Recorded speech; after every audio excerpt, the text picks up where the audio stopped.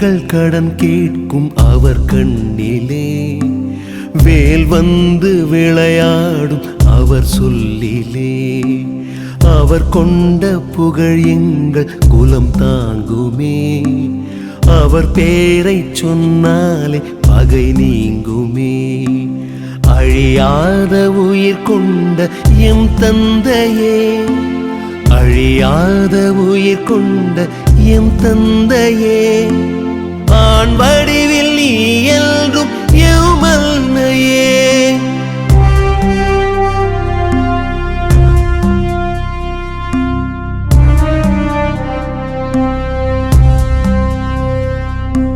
வீரத்தின் மகன் என்று விழி சொல்லுமே